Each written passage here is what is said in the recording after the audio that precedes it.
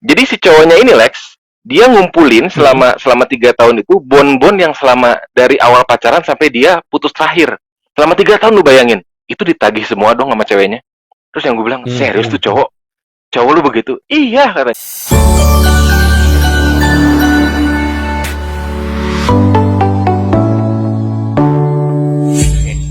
Alright, so kita masuk ke topik hari ini, boleh Ger ya? Topik hari ini lucu, ini tadi waktu kemarin berapa waktu yang lalu tuh ngobrol sama tim kan, topik apa yang mau kita bahas?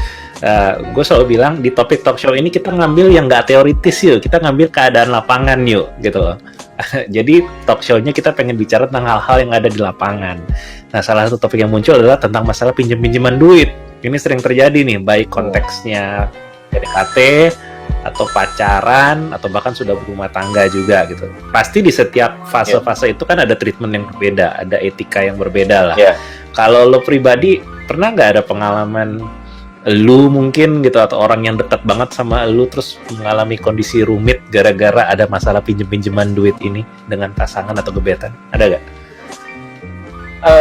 Gue pribadi sih nggak pernah mengalami gue pinjam duit atau pasangan gue pinjam duit, itu nggak pernah. Cuman memang pada saat lu menawarkan gue untuk Ger, kita besok talk show yuk dengan topiknya adalah pacaran pinjam duit. Ini gue agak lucu sebenarnya Lex. Kenapa agak lucu? Gue lihat kenyataan di lapangan. Ini apakah masih relate gitu dengan keadaan sekarang gitu ya? Karena seingat gue dulu pinjeman duit itu terakhir gue denger itu pada saat gue kuliah. Tapi kenyataannya pada saat gue inget-inget lagi, gue cari data mungkin ya di lapangan, ya gue lihat teman-teman gue di sekitar yang masih pada pacaran gitu, ya memang ternyata memang masih ada pinjaman duit itu masih ada. Jadi tuh ada Gris tuh bilang pasangan saya pinjam duit belum dibalikin sampai sekarang, nominal lumayan banyak. Jadi ya gue pikir sih emang masih ada, dan pinjam duit yang kita bahas hari ini nggak specifically pinjam duit doang. Ada yang kasusnya sebenarnya nggak pinjam, bilangnya gini, bayarin dulu dong pakai sisi kamu, gitu loh. Nanti gue bakal bayar akhir bulan, atau lo bayar pakai sisi, gue akan cicil dalam 6 bulan. Nah, jadi kasus-kasus yang istilahnya ada pertukaran ya kayak gitu loh. Nah, kalau gue pribadi sih, gue belum pernah ada pasangan gue pinjam duit. Seingat gue ya, gitu loh. Seingat gue. Tapi gue inget pernah dulu waktu lagi PDKT sama ada 1-2 orang lah, gue dulu inget. Ketika gue lagi kencan istilahnya ya, kencan dan segala macam. Terus dia cerita, ya ini gue lagi sulit nih, kerjaan gue lagi begini. Tadinya gue pikir dia cuma cerita soal ya kerjaan lagi sulit, ekonomi lagi sulit. Ini cerita udah lama kan, gitu loh. Tadi gue pikir cuma mau cerita doang. Akhirnya ya udah, kalau dia cuma cerita ya kita jadi cuma cerita. Tapi makin ke belakang dia makin mendetilkan kalau aku ada banyak tagihan lagi yang perlu dibayar. Nah, jadi dia spesifik banget bilang, aku ada tagihan ini, aku ada tagihan itu. Bingung nih gimana, dikejar-kejar dan segala macam. Terus kayak, ini lagi PDKT loh. Gue bingung apa yang ada di kepala dia. Dia maksudnya ngapa nih orang?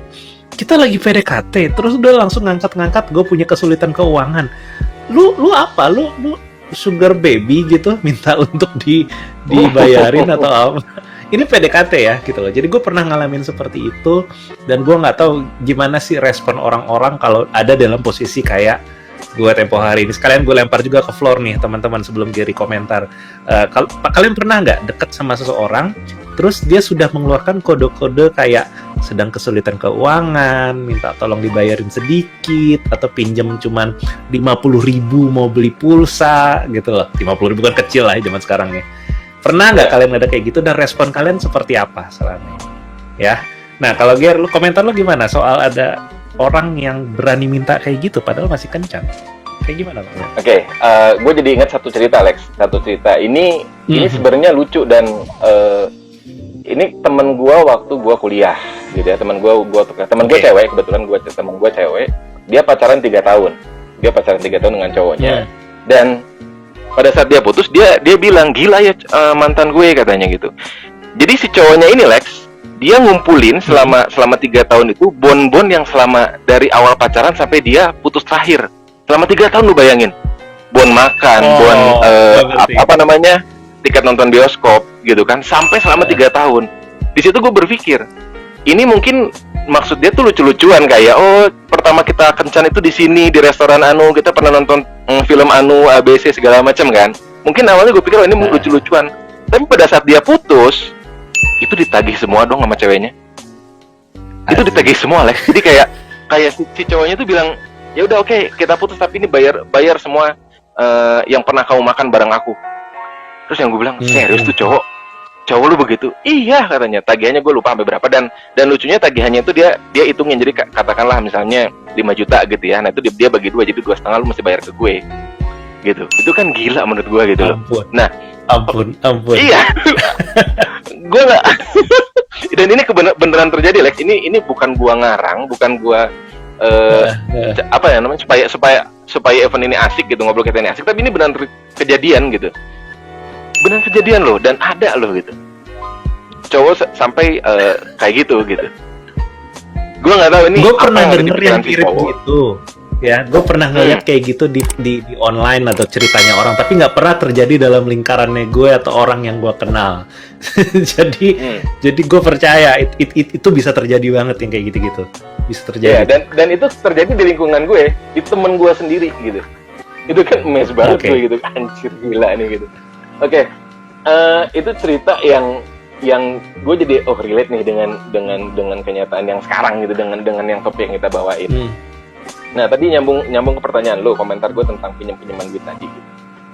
Kalau gue pribadi sih, gue tidak pernah membiasakan dan tidak akan melakukan itu ya. Kenapa? Karena menurut gue gini, kita ini pribadi mandiri gitu loh. Kita ini baik cewek maupun cowok itu pribadi mandiri, dimana kesenangan kita itu tanggung jawab kita, bukan tanggung jawab pasangan. Ya, nah, jadi maksudnya gini. Kalau misalnya kita bicara tentang pinjaman duit, itu gue membagi dua bagian. Yang pertama, apakah ini urgent atau enggak?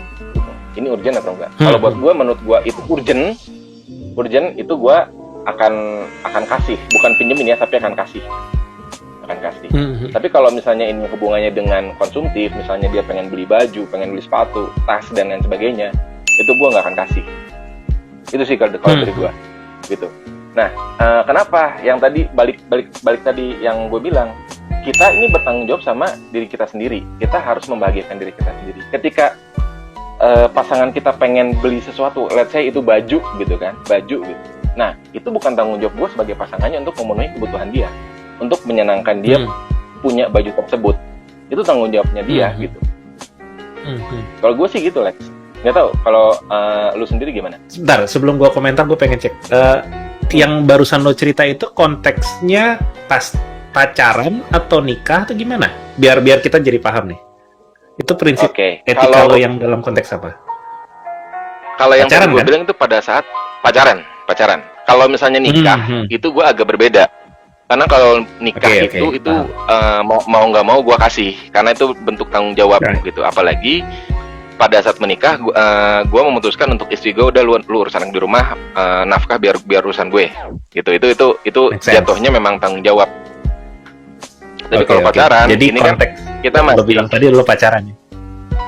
Iya, itu masih pacaran. Oke. Gue setuju sih, Ger. Gue setuju. Gue suka kalimat lo tadi, lo bilang kalau kebahagiaan kita tanggung jawab kita, gitu ya. Especially kita belum ada ikatan hukum, belum ada ikatan agama, belum ada sumpah-sumpahan gitu kan. Kalau gue bukan siapa-siapanya lu. Jadi kalau lo pengen belanja untuk kebutuhan lu, bentuknya istilahnya kayak kebutuhan entertainment pun, ya silakan diri sendiri aja. Tapi kalau itu sesuatu yang misalnya kayak dia mendadak orang tuanya sakit misal, nah itu gimana tuh? Misalnya kan pacaran nih, pacaran orang tuanya sakit dan dia memang lagi belum gajian, dia butuh uang yang nggak gede-gede amat, cuman kayak 200.000 mungkin gitu loh, supaya orang tuanya di kota sana bisa ke dokter. Nah, gimana loh cara melihat kondisi itu? Oke, kalau gue sendiri, ini tiap orang kan beda-beda ya. Tiap orang itu pasti punya batas yang menurut gue ini wajar. Contoh, buat lo mungkin 500.000 itu masih dianggap wajar, tapi buat orang lain ada yang 1 juta minimal. Jadi ibaratnya batas minimal ketika orang dianggap ngutang, istilahnya gitu. Iya kan? Buat gue misalnya 300.000, kalau sudah di atas 300.000, itu lu ngutang sama gue. Tapi kalau misalnya masih di bawah 100.000, 200.000, ya udahlah gue kasih deh gitu. Anggap aja buat pertemanan atau apa gitu. Nah itu gue melihat di batas itu. Kalau misalnya batasnya, misalnya batas gue kan 200.000 nih, 200.000, 300.000. Nah kalau masih di bawah batas itu ya udah silahkan gue kasih. Tapi niatnya adalah ngasih ya gitu, bukan minjemin. Tapi kalau misalnya anggaplah 500.000, which is dimana menurut gue 500.000 itu sudah termasuk hutang karena itu sudah melebihi batas amannya gue. Nah itu baru gue ada kemungkinan untuk nagih. Tapi nanti masalah nagih-nagih ini kita bisa berikutnya, Lex. Lain cerita. Ya, gue paham. Lain cerita. Balik ke pertanyaan lu, kalau misalnya orang tuanya sakit di kampung sana, misalnya di kota sana, ini gue akan kasih, tapi sesuai dengan batas yang gue mampu, gitu. Jangan sampai konyol juga kalau misalnya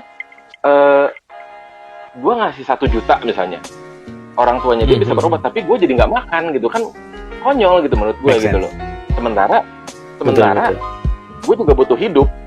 Jadi kalau gue sih membaginya ada batas di mana yang menurut gue, oh ini masih wajar, oh ini udah nggak wajar gitu.